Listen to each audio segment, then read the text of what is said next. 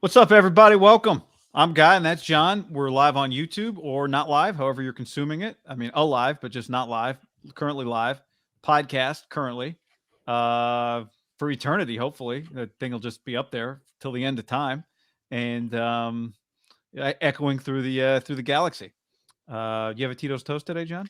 I do. I saw this on the interweb earlier today, and it's going to go to Jamal Adams, Oh, who several weeks ago went pretty viral for being really mean to someone's wife or girlfriend who by no means was just a normal looking, closer to good looking than by any means like ugly. And he tried to take a shot at her. And since he has been an utter disaster. I mean, the Niners treated him like he might as well have been, you tell Kyle, John Middlekoff is playing safety back there. This week, because watching the game last night, I was like, I didn't know he got injured in the Niner game. I thought he was healthy.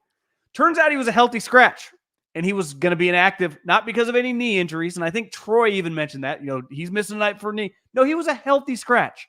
And last night, Monday Night Football against the Eagles, which what a great place to have Monday Night Football. That place is that's a cool environment.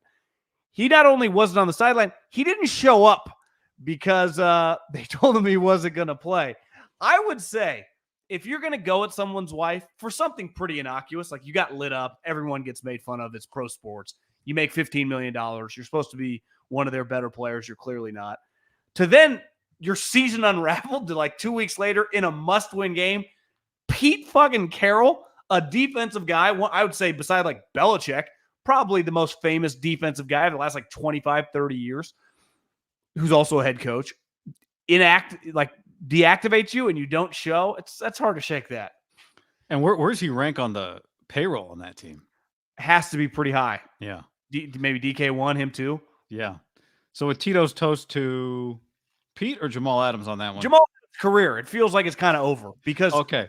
the other thing is when you do stuff like this, listen, if I can get a crappy player for cheap, I might take a flyer. I don't mess with guys that don't, are you just a complete front runner? Like you get a little adversity. Right. I'll give the Eagles like Sean Desai. I always think this was like, I don't have a problem with the Eagles demoting a coordinator, right? Like you demote players all the time. Why, you got to handle it. It's always coaches actually typically handle it worse than players a lot of the time. Like Storm, well, no, you bench guys all the time. It's part of sports, yet you get demoted. And let's not act like they demoted Vic Fangio or something, right? The Niners felt like pretty close. They just didn't have another option. But to me, a player not showing up, like that's pretty embarrassing. That is. So we got a couple different types of Tito's Toast today. There's John's for Jamal Adams, and we do the Tito's Toast because we're sponsored by Tito's Handmade Vodka. John, my Tito's Toast today, you said Kyle would target him like you were back there playing. You might be back there playing for Will Compton's team. I don't know if you saw Will Compton put together his all-white roster. One of the funniest videos I think I've seen on the internet. And I went and did two pieces of research after I watched We're better than you think, huh? Well, the problem is, John, I want to give a Tito's toast to his name's like Cooper or Connor DeJean, because he's going to be the one. Good luck to Cooper or Connor, who's at Iowa right now and may or may not be entering the NFL draft. The projections are if he comes out, he could be a first-round corner. He's the guy that had that crazy punt return against Minnesota that we thought was the walk-off. Then there was a penalty, didn't count. That's this guy. So wait, he's a corner / punt returner, electric guy? Correct. Didn't know that. Well, I only looked him up because Will Compton said there's a corner at Iowa that's going to have to be the corner for the white team. And I'm like, that he must have made that up. So I looked the guy up, and sure enough, he exists. So I just wanted Tito's toast to him, at Cooper or Connor.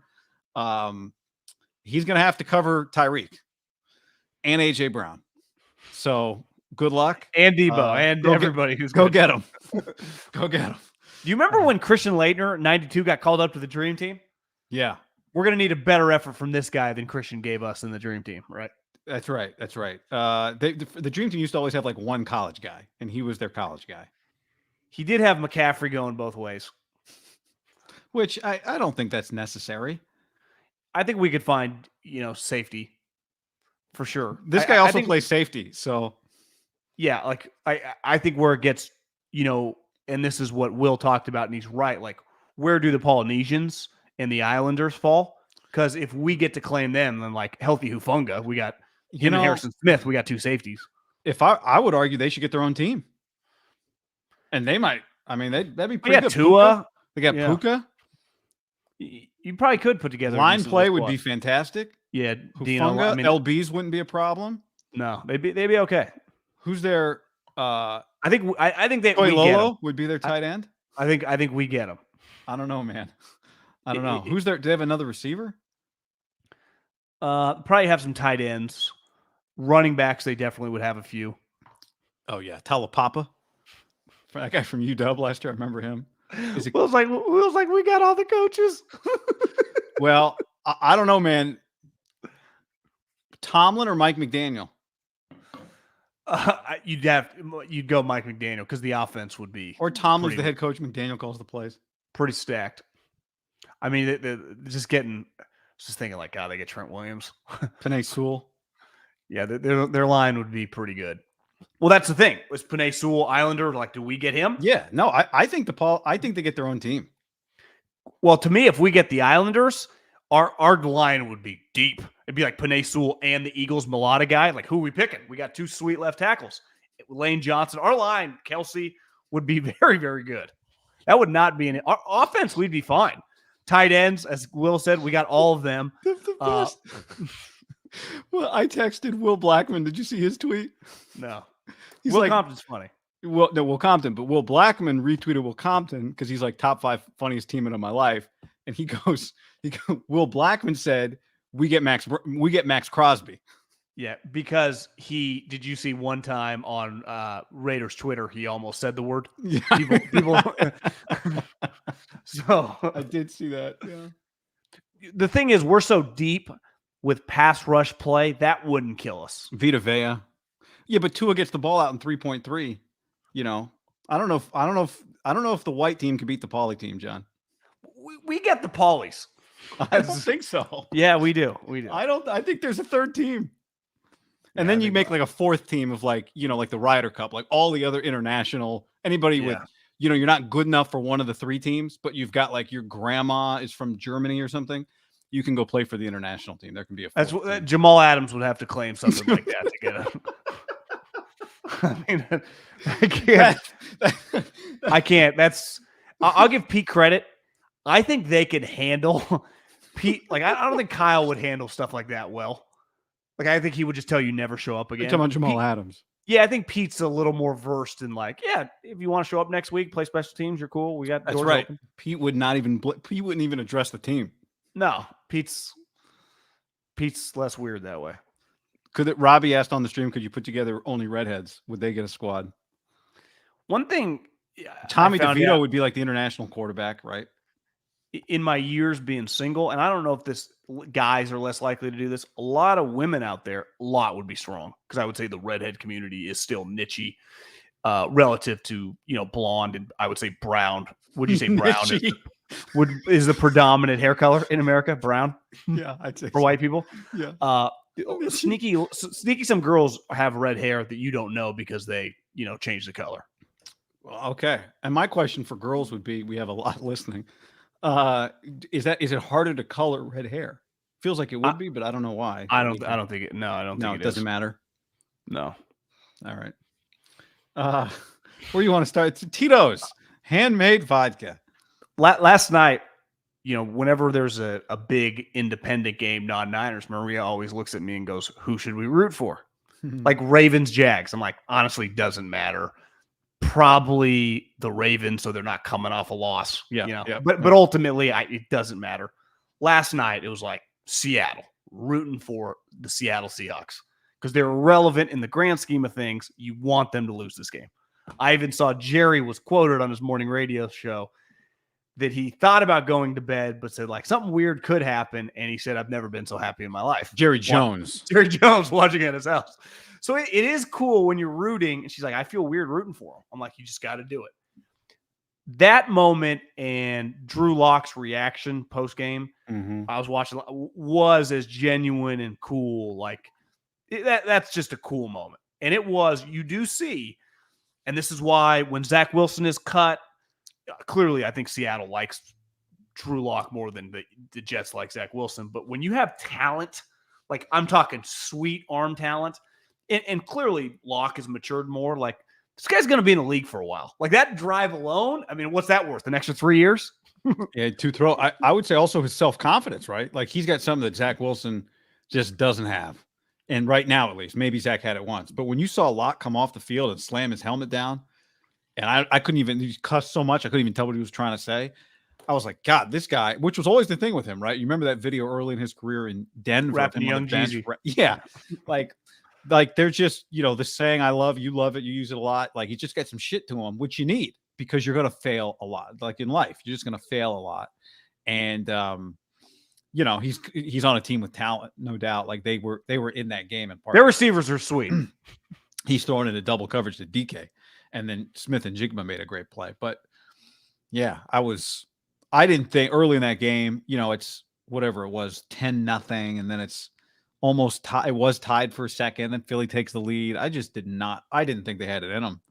But Philly is just a shell right now. That's part of it, right? I was thinking last night that I don't go to as many games, really. Rarely I don't go to games much at all anymore. But like when you go to a game, especially like a Sunday night or a Monday night, like a primetime game where the rest of the country's watching in the NFL. Because even in college, if you go to the biggest game, people are watching other games. Like anyone watching sports last night is watching Monday Night Football. The game could be shitty. Your team could lose by 20. Your team could win by 20. It'd just be not a memorable game. Or you just get to be one of those 65,000 people last night that for the rest of your sports fandom, if you live in that area, that has got to be one of the most legendary moments in the history of the franchise. Like a walk-off touchdown, drive the field, go at 90, one time out. Especially if they make the playoffs, right?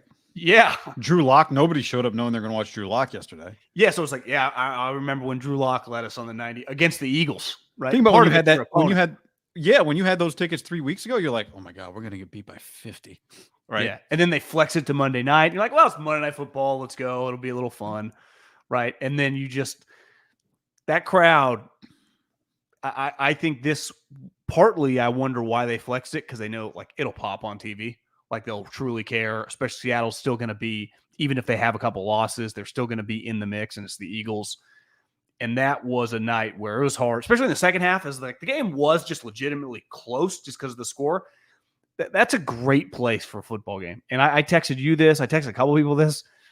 Listen, I give them credit. It's very hard to get shit built in California if you don't have the money, and Jed did not have the money. If you're going to go Stan, if you're going to go Joe Lacob, like you can just force will your place somewhere with the money. But they didn't have the money, and they built where they had to build. Like, listen, I don't even live there anymore. It was a pain in the ass when I lived in Walnut Creek. If I lived in Sacramento, I would hate it. If I lived in Palo Alto, it'd be fucking incredible. But it's the worst stadium of the division.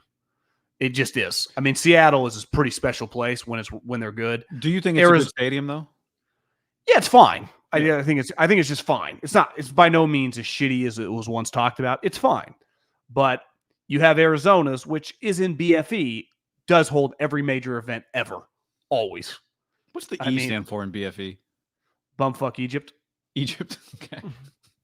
And so to me, and listen, Arizona can look a little weird, but when it looks right, I thought that, and maybe it was the Niners, I thought that game popped on Sunday. John, I think it's you texted me that during the game, so I was watching the game like thinking about it. I think it's the way their stadium, it just looks like you are completely surrounded because it's like it goes up. It looks the way a basketball Final Four looks when they play in a football stadium. They're hosting it this year. There's just people everywhere. It's just incredible. It looks really good on TV. Final Four's going there. Final Four's going. Well, there you go. It's going to look sweet this year. So Seattle's a pretty special place. And SoFi to me is the most remarkable stadium I've ever been to. It's the modern day Jerry Jones. It should be. I mean, it was $5 million worth of stadium. Yeah. And it just. Can I tell you something? I think I'm not trying to shit on Levi's is fine. I've been to a lot of games. It's grown on me, but it's just a good stadium division. Yeah, it's honestly three of the best. I think Arizona on television is better than LA. I've not been to LA, and I think it's great on TV.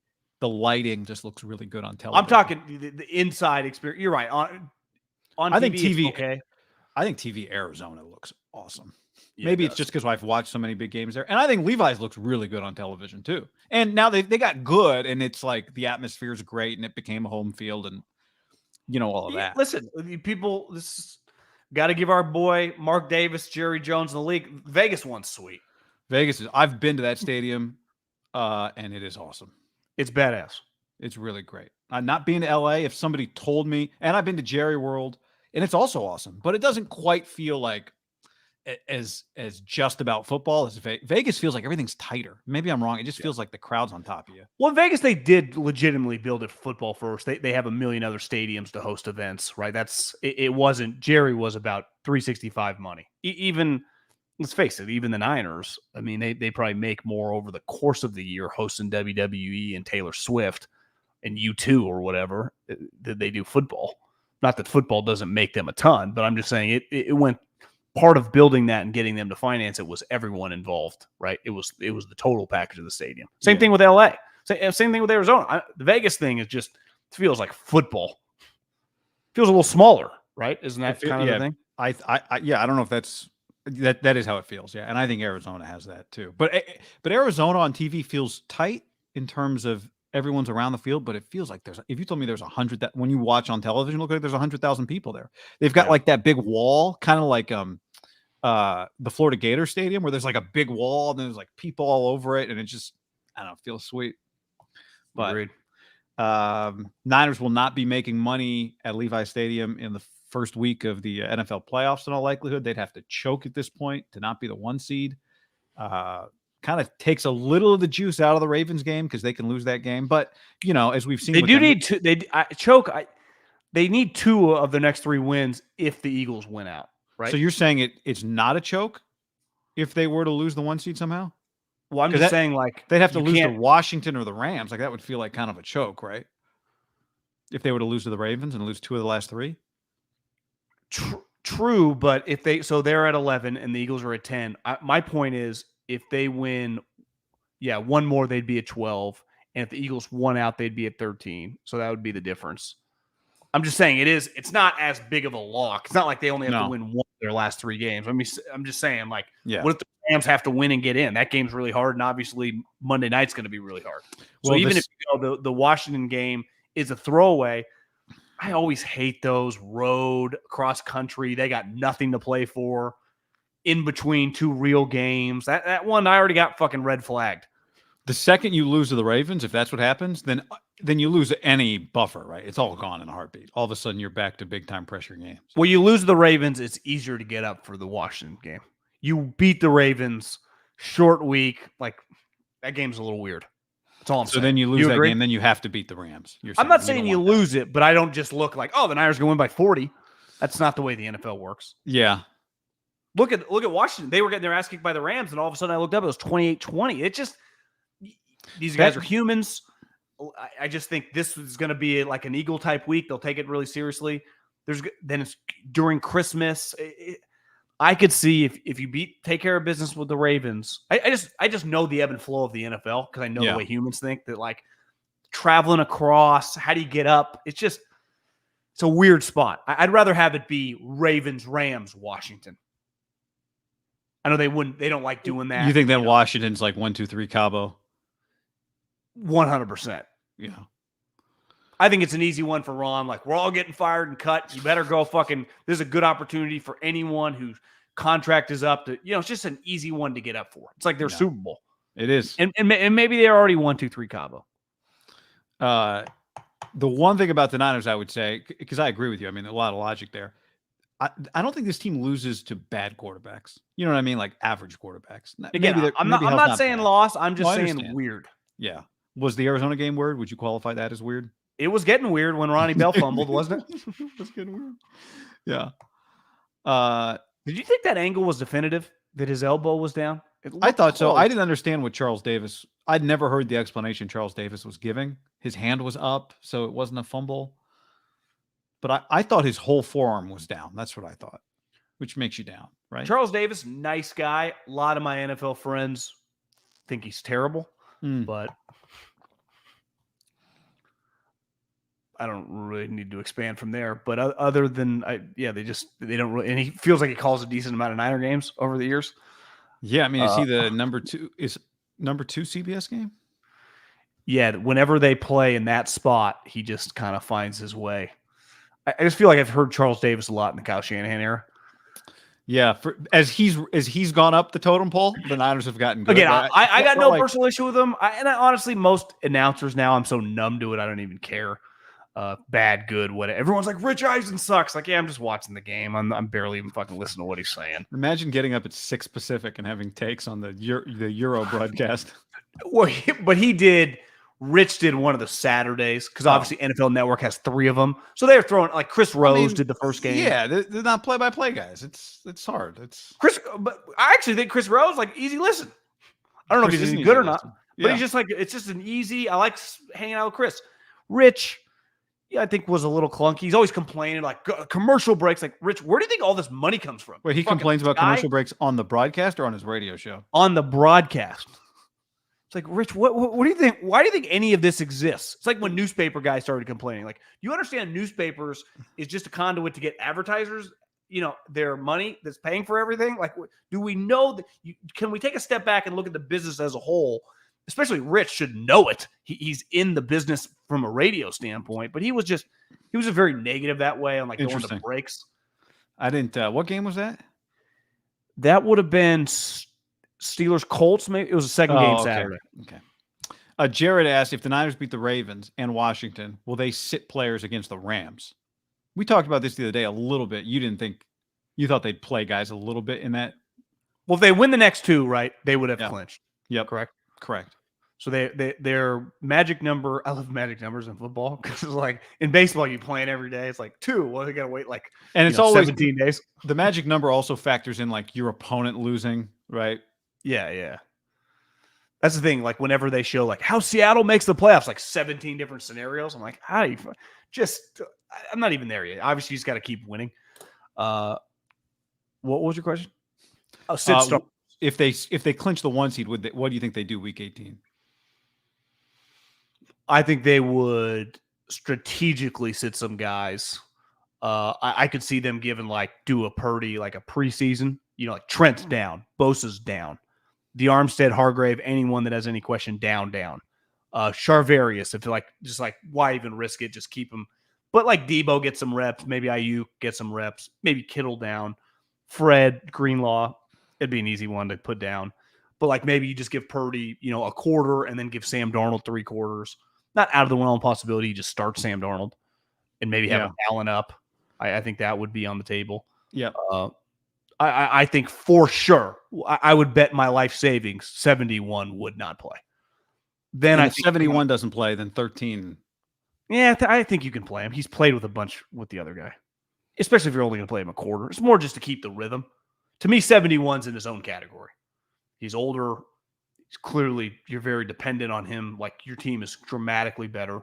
I think it's easier to Debo and some of those guys, even Kittle, get some reps, right? Run a couple plays, get them out of the game. You can 20 touches for Christian. Just feed Ronnie Bell and Mason. Yeah. Type deal. Christian would be, you'd probably treat him in theory, but they wouldn't. Maybe Kyle's trying to win him an MVP week 18. Trying to get him 28 touchdowns. Yeah, somebody sent me a MVP thing.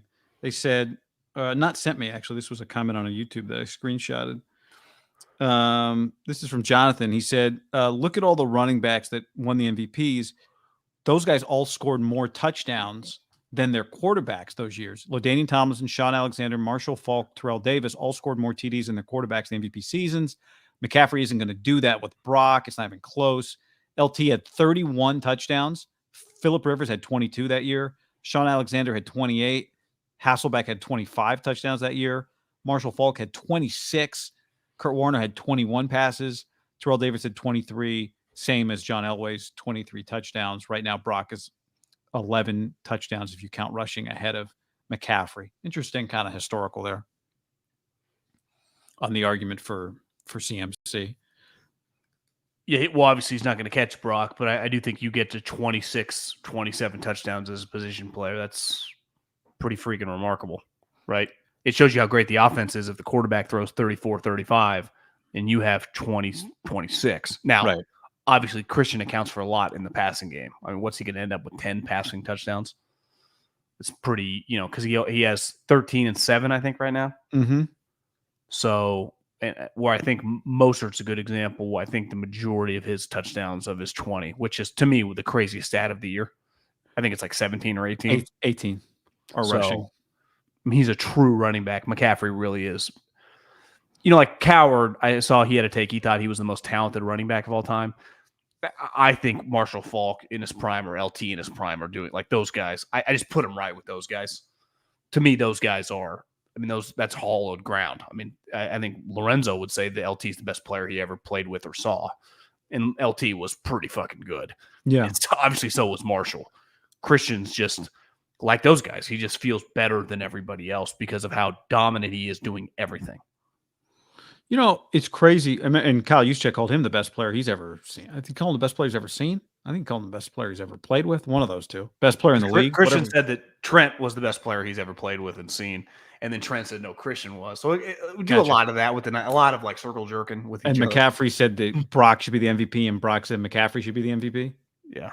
And Kittle picked one, and Fred picked the other one. Feels like Kittle and Fred got together, and each decided we'll each pick one of the guys and advocate for them.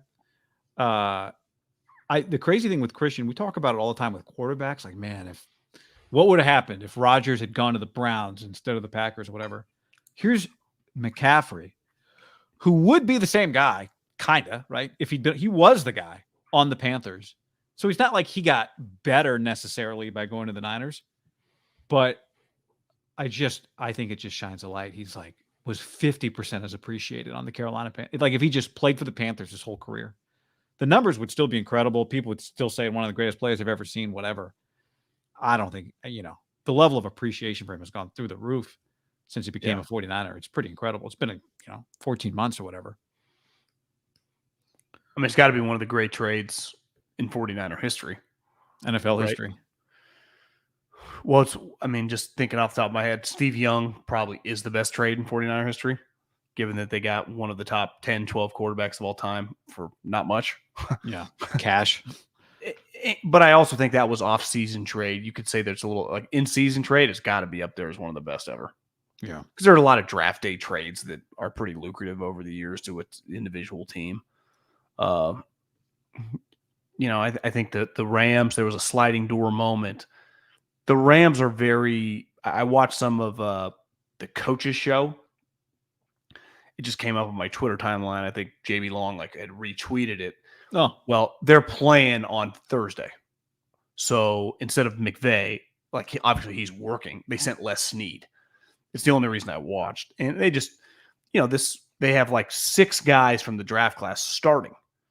And he's like, listen, we've had good draft classes before, but a lot of our teams were just ready-made. It's hard for a young guy to play, like the Niners. He's like, this is kind of a unique team. We just needed these guys. Now, we were going to sink or swim, if they could fill the spots, be good or not. And we've been lucky, and we've coached them up, and obviously Sean, the staff.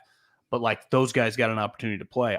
I do think the Rams, because they had to reset. He's like, we didn't have a choice. We had to reset the franchise kind of financially.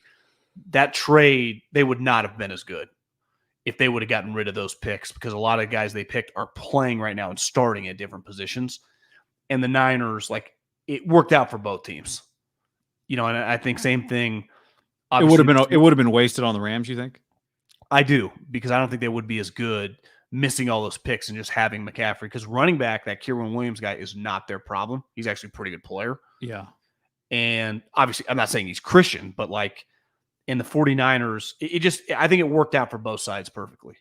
And say no different than the Stafford deal, which honestly, the Detroit gets credit on that because they offered basically the same package, right? 2 1s and Jimmy, 2 1s and Goff, and they chose the right quarterback. Yeah. Detroit having the faith in Goff. Yeah. Which I wouldn't have had. So you give him credit. And, you could argue that Stafford might be better with McVay. That's a better fit, Stafford and McVay, than Kyle and Stafford. I think looking at the Rams schedule, they play Thursday night against the Saints. Okay. So they win that game, they're 8-7. Right. Then they get the Giants. There's a decent chance they're 9-7. And when you kind of look at the teams, they would probably at 9-7 potentially already be in the playoffs.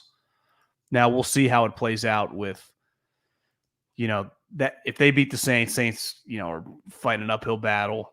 Tampa has a big game this week. Minnesota plays Detroit twice. And the Packers. They easily could go 1-2. They're probably done. The Rams might be in the playoffs by that game. There's a chance if they win these next two. And to me, then I would not be shocked at all if they're just in, like, they would rest Aaron Donald and Stafford. Because the 7-6, the line, like, I don't think they would push it. I think there's a decent chance if they're in. Seattle plays Tennessee this week because they have the same record as the Rams. Win. Then they play the Steelers, and where'd their schedule go? The Cardinals. So they probably got 2 wins in them, don't they? So you could see 3 NFC West teams in. I'd say that the NFC West teams, when you just go Rams, Seahawks, New Orleans, Vikings, I think the Rams and Seahawks are the best 2 teams of that group. I think the Vikings are going to be out. I think they're just going to struggle to win games with Nick Mullins against Detroit. And I would say that between Tampa and the Saints, like if the Saints lose this week, I think they'd have some issues, because if the Saints lose on Thursday night in LA, their next game is Tampa. So, Tampa technically could win this week, win next week, and just kind of knock the Saints out and be the representative for the South. Yeah. Which, if I was a betting man, I would probably lean Tampa over the Saints. Feels like they're just playing better football. Sneaky big moment for Derek Thursday night. Plus 42. Did you see the stat today? He's the 3rd quarterback ever. You see the stat? Who? Derek Carr. It's like, God, what was it? It was like 3rd quarterback ever. 3,000 yards of passing in each of his first 10 seasons or something like that. I think was the stat. Does that sound right? Could that be a stat? Well, he held all the Raiders records for yards and touchdowns, and it was 10 straight years of 3,000 yards. It's something like, I'll find it here for you real quick. One of 3 QBs in NFL history have 3,000 passing yards each of their first 10 seasons, joining Hall of Famer Peyton Manning and Russell Wilson. It's safe to say, obviously, Peyton in a different universe than both guys. And I watched Russell for a long time. He's in a different category than Derek as well. It does show you there is something to just, like, he's just available a lot and plays. Also, the game's changed. Like, we have a listener, Matt, who sent me this stat because we're talking about MVP, and he DM'd this to me today. He said the MVP award has been awarded to a quarterback who had the best record in his conference 9 out of the last 10 years. 9 out of the last 10 years, if you have the best record or tie for the best record in your conference, that's what the MVP has been. The previous 10 years, only 4 quarterbacks that fit that category won the MVP. And that kind of goes in line with, I think you probably got to a point where it's like, God, this guy's got 13 wins. And, you think about what quarterback stats on the best teams look like the last decade. It's like 48 touchdowns. That's what makes this year really weird, right? You're not going to have a 45 touchdown guy. May not have a 40 touchdown guy. When was the last time we didn't have a 40 touchdown?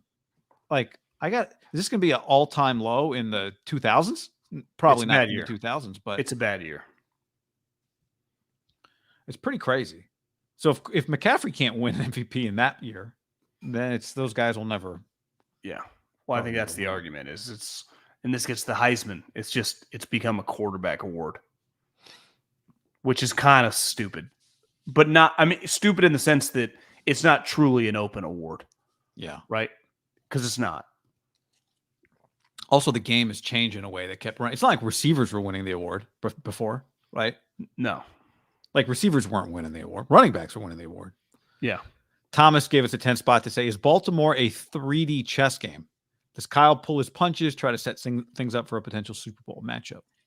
No. I think he tries to win. I don't think it's Kyle. Like, I was thinking this, would Kyle ease up on Armstead or Hargrave because Seattle beat Philly on Monday.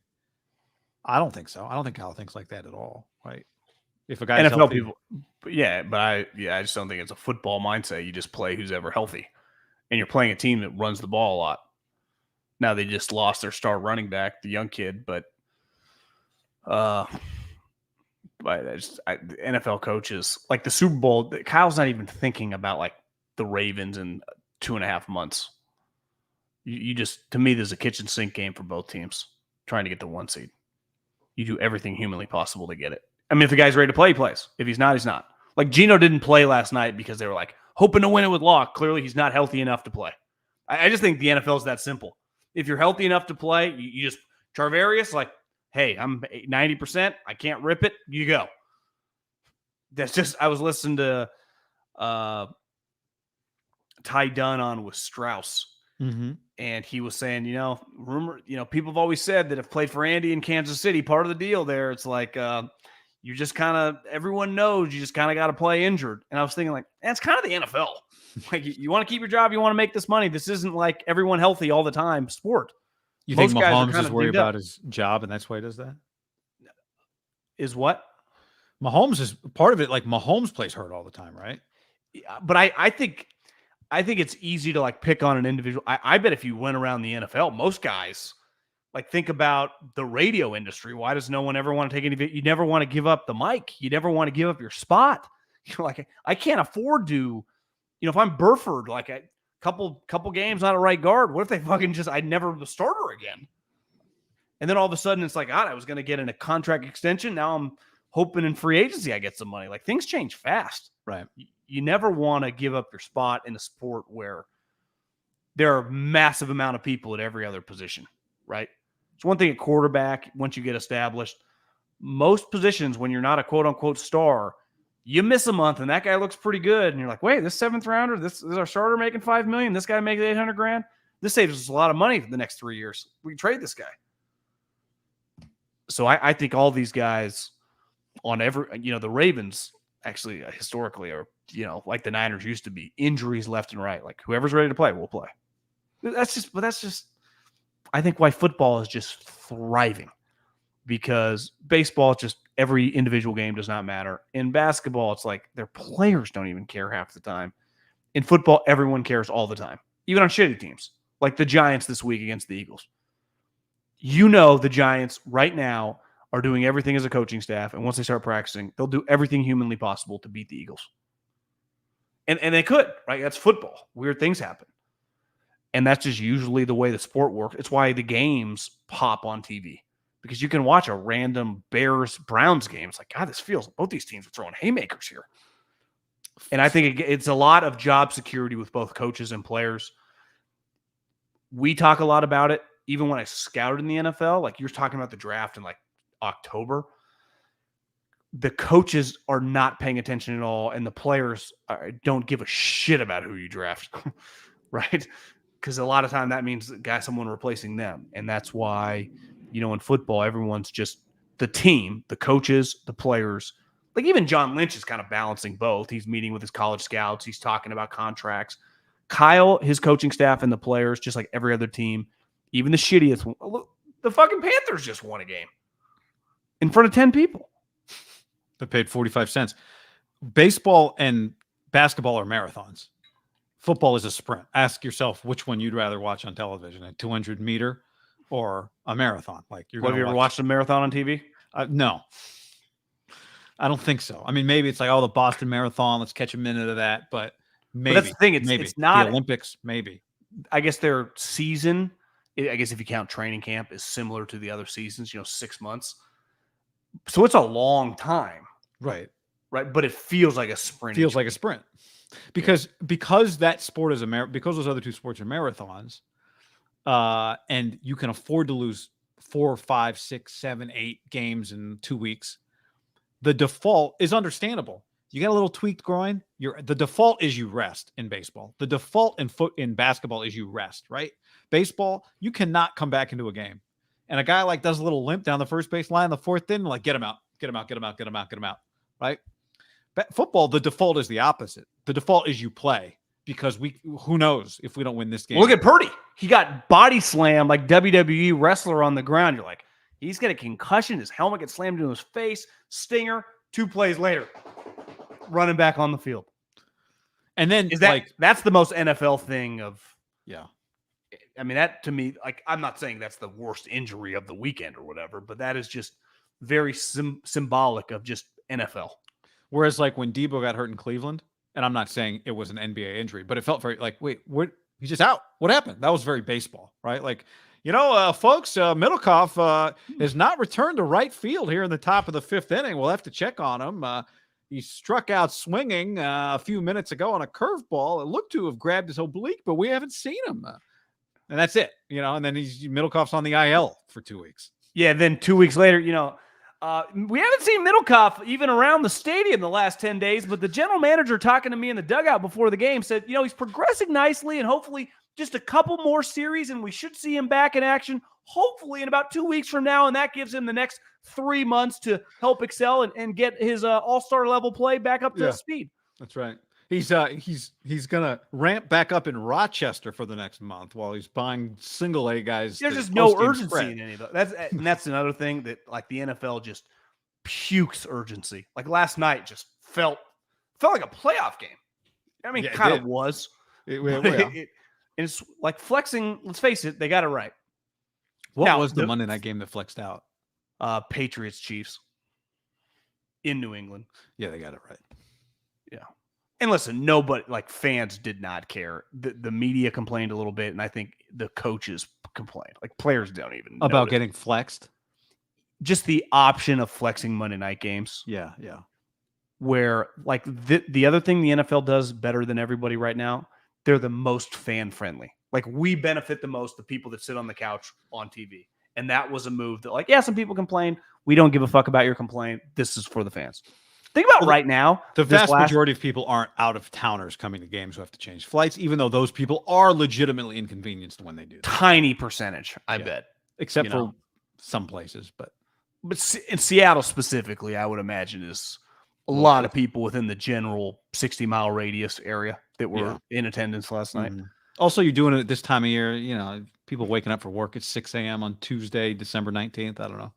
It's not 7 days a week right now, but this like 2.5 week stretch feels about 6 nights a week of NFL football. There's a lot of NFL football coming at you right now. Thursday, Saturday, Sunday, Monday. 3 games Monday. Yeah, and a lot of games on the random days. Like give you a couple Saturday, give you 3 Monday. The Monday games. Hey, Adam Silver, go to the little kids table. We plan on dominating. This is the 2nd year in a row. The NFL has a stranglehold on Silver's neck. I mean, nothing can be done, John. Well, no. Well, he tried. Actually, one thing can be done. Christmas needs to be on a Wednesday.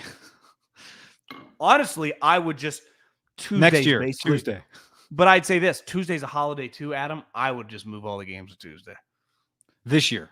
Yeah, because Christmas will be on Tuesday next year. You're gonna get just made fun. Ethan's gonna write an article about how you got curb stomped and you never had a shot. So you could have LeBron and Steph playing 1-on-1. And it's not. It could be fucking Lions, Texans. It could be brands that you're just going to get destroyed. I'm just looking. Do we have some good? Is there like a Tuesday bowl game? Not really. I mean, there are Tuesday bowl games, but nothing crazy that'll capture the market. But it'll be one of those like, how does Kansas UNLV football rate relative to the NBA the day before, right? Or Monday, there's no Monday games. Which is smart. The bowl games, if the NFL is going, take that day off.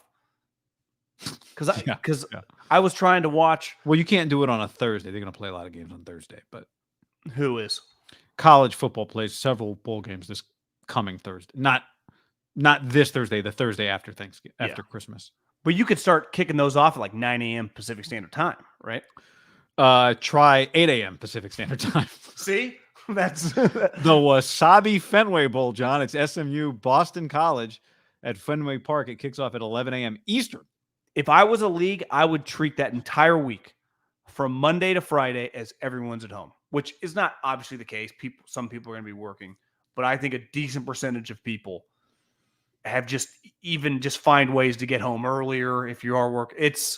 That's an all-time mail it in week from everybody. Yeah. Yep. What do you guys question here? $5 from Glass City. What do you guys think of having to play division opponents for the third time in the playoffs? I'm not a fan. It's better having two teams that aren't familiar play. So you're talking about like reorganizing matchups, not based on seeding, but if they're divisional opponents, it doesn't bother me at all. Well, if it turns out Rams, Seattle, and the Niners are all like the likelihood, the Niners actually could miss them both, huh? Because they'd be the 6 and 7. They'd be playing like the Eagles and the Lions. Both those teams could easily lose. Mm-hmm. But it wouldn't be shocking if I told you Rams, Eagles, game 1. Yeah. Rams, Lions? Could Rams go beat the Lions? Matt Stafford returns home? Stops the Lions from winning a playoff game? Yeah, I mean, that would suck for the Lions. Eric says, Clown Sirianni and the Eagles were in shambles without Big Dom. He was in the suite. They're now 0-3. Will they ever pick up the pieces and play good ball without the big man? Giants, Cardinals, Giants is what they have coming up. G.C. Troy was like, he's like, he could be on the field freezing his butt off, but he's moved up in the world in the C-suite next to Roseman. And he was like eating chicken nuggets. I think he said protecting Roseman.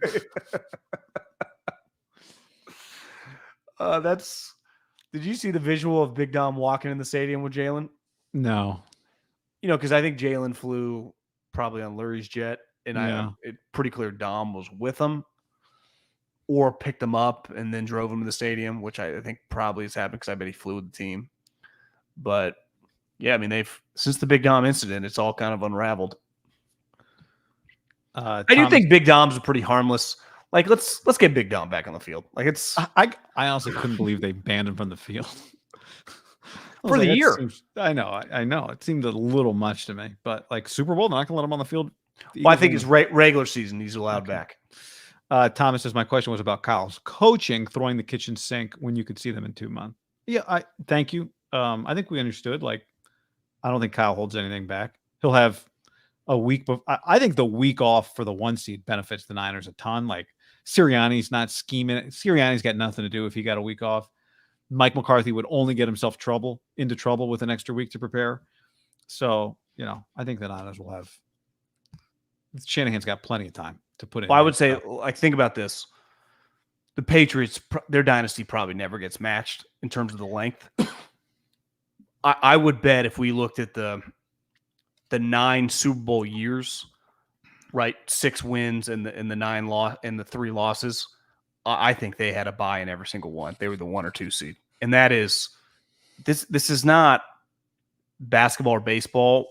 Or I guess baseball, depending on if you're the wild card or whatever. Basketball, everyone plays the same amount of series. Skipping a game in football when just something weird can happen. Like, there was a game last year, Mahomes got rolled up on. Like, or 2 years ago, you just never fucking know. It makes it a lot easier when you get a bye. And now that differential of the 1 seed and the 2 seed that's a big freaking deal. Not even just for the home field, but that extra bye. Like, because back in the day, was there that big a deal? The 1 and 2, like 2 was a big deal too, right? 2 was a big deal. Yeah. You got a home game, you got a week off. Obviously, if the 1 seed, you had to go on the road if you were the 2 seed and you both won, but it's infinitely more important now given the scarcity that there was only 2 teams total of the 14 to get the bye. I mean, there were 4 of the 12. I mean, that's pretty crazy. You could argue it's more fair now. Like, you deserve, you're the 1 seed, like, to get an extra separation. Because right now it'd be a lock. It'd feel like, right? They'd be good. Yeah. It also adds urgency at the end of the season because there'd be a little less urgency at the end, right? Like, when there's 2 spots for everybody. Yeah. You play 33% less games, right, to get to the Super Bowl. That's like playing 13 games instead of 17 games. Because the 7 seed, 12.5. The extra 2 teams has diluted it a little, right? Like, without question, it was a pretty big deal to be like the 6 seed. We've seen 6 seeds win the Super Bowl. 7 feels like a pretty big Hail Mary for them ever to make some noise, but I guess it's possible. Doesn't it feel like this year's a little different? Whereas, like, in this season, it feels like the 6 and the 7 are kind of the same, but that's not usually the case. The Niners have been the 1 seed 9 times, and they've made the Super Bowl 5 times with the 1 seed. So the Niners make it to the Super Bowl over 50% of the time as the 1 seed. Kyle's had it once. He was in the Super Bowl. Kyle's had it once. He was in the Super Bowl. 4 of their 5 Super Bowl wins were as the 1 seed. Harbaugh did not have it. Jim did not have it. So,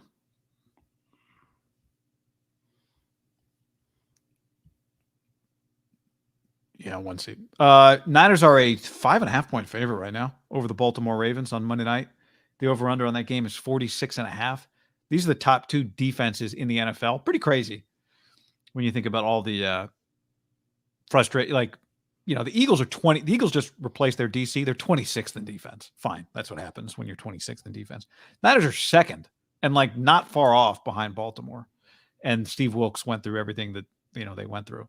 They have a shot to be the number 1 offense and defense of the league this year. But what do you think of Baltimore? 5.5 feel big? Feels probably about right. I saw someone on the social media streets, a gambling guy, was like, this is this is like peak Tomlin and peak Harbaugh spot as big underdog with a good team. They're talking more to cover the spread. Like, you just hammer the 5.5. Listen, I think we're going to, it can't just be this easy, right? All their wins just come in ass kickings. And obviously the games that were semi weird and close, they lost. I think it'd be very refreshing to see them play a real team, have a tight game, and win. It would make you feel better because it feels inevitable that something like that happens in a playoff game. It feels inevitable. Maybe it doesn't. Maybe they just beat everyone by double-digit points. And they're just – there's a chance their first playoff game, right, if they're the 1 seed, and let's even say the Rams or Seattle somehow upset one of those teams. They could be a 10-point favorite in a playoff game. Yeah. I think a lot of people would take them. What would be the line if this is 5.5? What would Lions coming into Levi's, let's say, be 7.5? Yeah. What would Philly be at this point? What would Dallas be? Is anybody less than a touchdown? If the Ravens are 5.5, and I think you'd go, wait, I get it 7 points. They've beat these teams by 30. Yeah, I know. What was the final score of the Cowboy game? 42-10? Well, the Eagle game was they mollywopped them. I just think you get to the point where how do you lose? In a weird way, they feel, which is crazy because, they have a second-year quarterback who's 7th pick, and last pick in the draft, a little like the Warriors, Kevin Durant, but there's still this element of it can't be this easy. Because it's football, and we've seen them lose some weird games. I think it would go a long way to just be 21-21 going in the fourth quarter and find a way to win it, right? 28-24. They were down 24-21. Purdy got the ball late, 5 minutes to go, drove them on a touchdown drive. With a minute 40 left, they kicked off, they played defense, they fucking won, they kneeled down. And that was the best win of the season. Because I think you win 28-24, where you're down 24-21 in the fourth, we're going, that's the most impressive win of the season. That's more impressive than beating the shit out of teams that you're clearly better than. I would say if you'd be better than the Ravens too, but I'm just saying to win that game.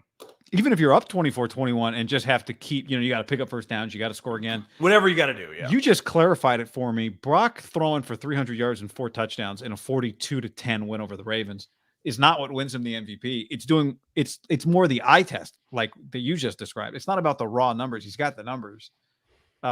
It's more about hold on, is he going to go toe to toe with Lamar and make some plays at the end of the game that wins them the game?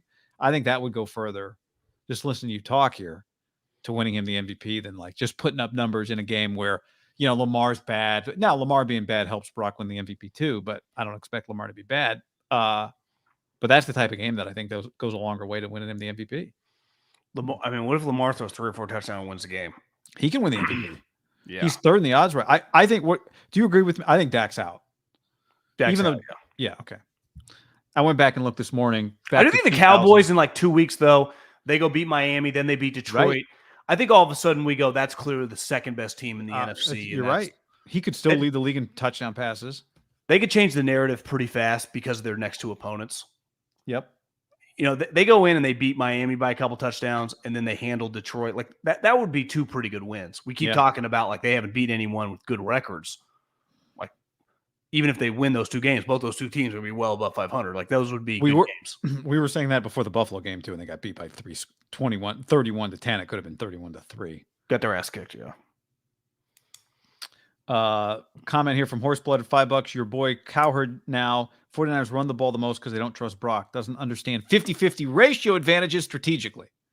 I don't know. Do you know what comment Horseblood is referring to? No, they run the ball the most because their head coach loves running the ball. Well, here's a stat. Like Steph and Clay shoot a lot of threes because they're 3-point shooters. Like Kyle Shanahan is going to run the ball no matter what, all the time.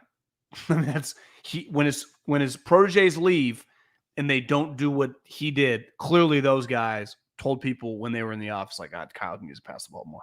Kyle does not fundamentally believe like most of the league. He has more in common with like Pete Carroll. I mean, he truly does. Like old school defensive guys who like truly believe like run the ball, play defense. Like that's kind of Kyle's like core philosophy, right? Yeah. And then off the run, once do what I tell you. hit some big plays. And I'll have them schemed up because I'll take advantage of their weaknesses. Like Debo thought Bradbury sucked because Kyle and his coaching staff clearly hammered home we're going to destroy Bradbury. And I'm not saying Debo didn't see it well on film, but there's no way on God's green earth that that coaching staff and potentially led by Kyle in those meetings, we're going to go after 24 relentlessly. And they had like 5 or 6 specific plays because they did it to him. And those guys hammered it home. And then they lived it. And I would say the last 2 weeks, Dallas, and then last night, he just can't.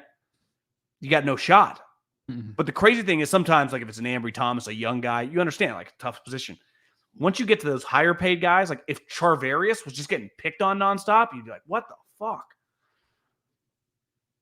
You can't have one of your high paid corners getting picked on relentlessly, or he's a liability. Right. And to me, he's clearly become a liability. I just wanted to show you this. I just saw this while we're talking. This stat kind of related to that last question. Going around, the Niners are second in the NFL in passing yards and 32nd in the league in passing attempts. This is like the 2016 Falcons. The Falcons, that was Kyle's best scoring offense of all time. This is, I think, Kyle's second best offense of all time. It is Kyle's second best offense of all time, but that team was Kyle's number one offense of all time. The Falcons were 26th in the league in passing attempts the year that Matt Ryan won the MVP. So, and then you look at the efficiency numbers. Why would you be, when you're as efficient as the Niners, why would you be 10th in the league in passing attempts? Look how good being 32nd is. It's fantastic. You're still one of the top passing offenses in the country. You know what's exhausting? And I'm kind of exhausted with it, is the mental gymnastics on this team. It's like, Jesus Christ, they're really good. They're the best team in the league, clearly, when healthy. If you want to vote for them, great. If you don't, I don't really care. Well, none of us arguing have a vote. I know. It doesn't even matter. I feel like it's still like 50-50 he wins because maybe people won't vote. I don't know. I know. I kind of feel like he's not going to win, but maybe I'm pessimistic. Same. If you wanted to vote for McCaffrey, I won't care. I also am the first to say, like, winning an MVP, in baseball, you split it between the leagues, so technically it's a little easier. I would say in basketball and football, it's a pretty game-changing moment for your career. I'm the NFL MVP. I'm the NBA MVP. Look at the guys who win the award.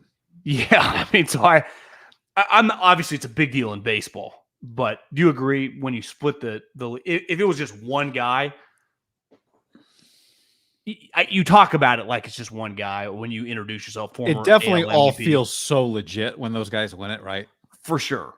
Baseball, it's like, how could they only have one? It feels like there's not, you need to almost. But yeah, it is different. And they split it with, the pitchers and the player, and in football, I guess there's defensive player of the year. Winning the Cy Young is better than winning the offensive player of the year award, right? Or the defensive player of the year award, I would say. Is it? I think winning the Cy Young in a weird way is the most impressive award you can win, more than the MVP. In baseball or just in all sports? It felt like baseball for a long time, but I guess now guys win the Cy Young on shitty teams. No. Yeah. In baseball, like it's Yeah. more impressive to win the Cy Young because I can find really good position players. Like the difference between like an elite pitcher, now the gap feels like it's even widening, right? In football and basketball, you're just viewed as the best player. Basketball is a little different. Like you truly are the best player because in football, like is Brock Purdy the best player in the NFL? He literally could only play quarterback. There's no other position he could sniff doing. Like LeBron or Giannis or even like Jokic can play like point guard. Like Brock Purdy could do nothing. He couldn't punt, couldn't kick, can't long snap. You see the long snap from the Washington guy the other day? Football team or Huskies? Yeah, the football team. It was one of the worst long snaps you'll ever see. He got cut on Monday. Oh, okay. I saw it in my time, like so-and-so got released. I'm like, why is this news? Yeah, because he had one that it probably went 5 yards for it and just started skipping, and it was bad. Yeah, man. I mean, Christmas Day. What's your last thing here? Guess the rating. Niners, Ravens. It's tough because I thought the Niners, Seattle, like everyone would be at home, and maybe it's the Cowboys, or maybe it's just that time slot is just ideal for the country. I wonder if the night on a holiday is not as crazy big as the potential if this was the day game. If you told me Niners Ravens was a 1 o'clock Pacific kickoff that day, would it be higher or 125 like the game of the day? Well, let me ask you this: when's church? As someone who's been 3 times his entire life, I think a lot of people go on Christmas Eve, okay, or Christmas morning. But you're not going Christmas Day Eve, right? Is the holiday kind of over by Christmas Day Eve? Or is that the big dinner? I would say the big dinner I don't want to speak for most people, but I will try, would be Christmas Eve night. And then they're probably a pretty big kind of Thanksgiving-y time. Like Thanksgiving dinner, you don't eat at like 7. Usually eat, depending on when the food is ready, I would say between 3 and 5, kind of that window, right? I would say Christmas tends to be that. So Christmas Eve, much bigger night. Christmas Eve, less likely to have people watching TV. Why? Right. I think Christmas Eve, shitty game. It's like Patriots Patriots Denver. Okay. I don't think you would waste Niners Ravens Christmas Eve. So the better time slot of the two would be Christmas night. Because by Christmas afternoon, people are pooped. Right. They're back home. Everyone's you're not doing like a big family gathering Christmas Day Eve, right? Well, definitely not at 5:30 Pacific or 8 o'clock at night. Yeah. So is 20 Christmas Eve, even if you're a big sports fan, if you have you're like not a Bronco Patriot guy, there's a decent chance TV, some of the women and some people non-sport, like we're turning the TV off. Yeah. That's an easy one to give back. Like, all right, I'll trade you. I'd argue 2023 TV off. You can just have the TV on mute it. Right? You can, but it's an easy trade. Like I'll trade you. I'll have it on all day. So the question is 24 million too big of a number? Yeah, I'd say 24 to 28 range. Yeah. But like it's that Cowboy, you're getting over 40. Like I don't even know if that's possible. 30. Now, do the Cowboys? What day do they play? Because Cowboys Dolphins feels like have a chance to be a pretty big game. That game's on the 24th. Is that a day game? 1:25 Pacific. I wonder if Christmas Eve ratings that Sunday is going to be a down day for the NFL. A lot of people traveling. Right. The Christmas Day games are good. Kind of. Giants, Eagles. Raiders, Chiefs. You got to do that to the Raiders, man. That does seem mean. You got to play Santa on. Christmas you got to Day. do that in Kansas City. In Kansas City, yeah. It's more about what they're doing for the Chiefs. Yeah, you want to feature Patrick? Yeah. All right. On that note, anything else to add? That's mean, man. Listen, I think you could argue the Raiders season was made a little bit, and rightfully so. Anytime you have a moment like that on a primetime game, and you just put a knife in the throat of a division team, who, let's face it, Dean Spanos looks down at Mark Davis. Dean Spanos look down like Mark Davis needed him to make a move, and you end him. Mm-hmm. That was a good moment for Mark. The self-esteem, ego, and he should. Like, you making fun of us? Look at fucking you. Yeah, did him There's a favor. A lot of. I watch a decent amount of did the him a Raider favor. Post game, like little clips. It'll be interesting. And listen, younger players, younger people are different than the older generation. And Antonio Pierce is like Tom Coughlin is his guy. Like he has a bunch. Marvin Lewis is now stationed with the Raiders. Bunch of like impressive guys like him. I just, he does like Raiders. Like that's his thing at the end of the game. Now maybe that's just, I don't know. It doesn't bug me. I just wonder if that works in 2024. Well, who does it have to work for? It just has to work for the guy signing the check. Yeah. That's all I'm saying. Yeah. But and the players. Yeah. Maybe once you play for the Raiders, you just kind of embrace like everyone hates us and we're like the rebel. You start to believe it. I know. Well, that's all they talk about. I know. So I know. I think it's. Yeah. Andy's like, yeah, we're just trying to win Super Bowls here in Kansas City. I don't know about Buck Buchanan and Lamar Hunt. We're just focused on now. Like we appreciate the past, but we need more skill guys. We need to be better. Raiders do finish with a couple of games that wouldn't feel great to lose. Let's say you lose to KC, Colts on the road, and then home against Denver. I mean, both winnable, both losable. You think they should beat the Colts on the road? No, I don't think they should. I'm just saying, you lose to Kansas City, you lose your last 3 games. You're going to finish what, 6 and? Is it going to be 6? 1, 2, 3, 4, 5. They're 6 and 8. They'd be 6 and 11. They've finished 6 and 11. Do you get a job for? I mean, ultimately, he would have. When did he take over? Before the New York games? He beat the Giants and the Jets? I think so, yeah.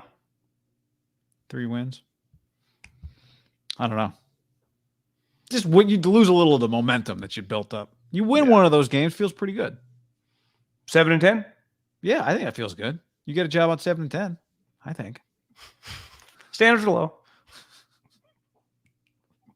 Get a job 7 and 10. Do you not? I don't know. I mean, Rich was fucking 10 and 7 and made the playoffs. They're like, get the fuck out of here. I know. I think that's what helps Antonio get the job. Is he feel like he didn't appreciate Rich when he had him in front of him. It's like, who'd you beat? The Chargers, the Jets, the Giants? Who'd you lose to? Anyone with a pulse? Did Harbaugh sign that contract yet? Again, I'm not. I think Antonio Pierce, an impressive football guy, like high-level guys like him, and he was team captain, Super Bowl team. But part of it is this who you're going to sign up for, even if you gave him a 3-year contract. Like that's pretty risky. Yeah, you're in a division, especially if Andy, which he should, they're way better. But like Sean Payton kicks your ass, like you got to beat those 2 guys. So who knows? What if the Chargers? I don't know. If it's not Harbaugh. Has Harbaugh signed the contract that said he's not allowed to interview for jobs?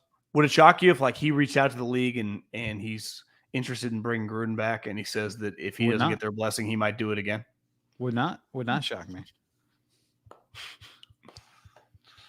Would it shock awesome. you? No. Yeah. The league's like he has to win 10 games or we're firing him for you. We get to monitor every email he sends. You can bring him back. Howie Long? At that point, just keep Antonio. Yeah. Well, I mean, listen, I think there's probably a 50-50 shot, as long as he just looks serviceable even in losses, that he gets the job. If that happens, Antonio would have gone 4 and 5. First 9 games were Josh. 1, 2, 3, 4, 5, 6, 7, 8, 9. I don't know. So first 8 games. Yeah. So Josh was 3 and 5. And in his loss, I mean, they had a loss where they only gave up 3 points. Good point. He's a defensive guy. Yes, that's impressive. All right. On that note, Merry Christmas, everybody. Thanks for hanging. Alex just dropped 10 spot. How do you think Warner Greenlaw compared to Bowman Willis? Oh, yeah, we've talked about that a little bit. Hard to beat Bowman. I don't think you can beat Bowman Willis. No, I mean, to me, one thing that has played out over the course of the season is Dre is not on those guys' level. Like if you want to put Warner in that category, no issue with it. I think there is Bowman and Willis were running with the big dogs, right? And Fred has established himself. He's a big dog. Dre is a great physical presence. He's not nearly as good as those three. Yeah, he's an excellent. Navarro Bowman in his peak, I thought, was like every bit as good as peak Patrick Willis. Now it was short. They're all number Bowman one. Was elite. They're all number one linebackers, right? You're like, is this Greenlaw's like an excellent number two linebacker. Yeah, Greenlaw's just a good NFL, like a really good NFL linebacker. Like the Eagles would die to have Dre Greenlaw. Yeah. You're talking about, I mean, Willis, Hall of Famer. Fred Warner headed to the Hall of Fame. Bowman won't go because his career was so short, but like was just one of those careers. Like, remember how good Navarro Bowman was? Mm-hmm. I do. Dre Greenlaw's like, I'm glad he's on the team. Yeah, hard to upgrade it from him. It's hard to upgrade from him. Can't. All right. On that note, later, everybody. Adios.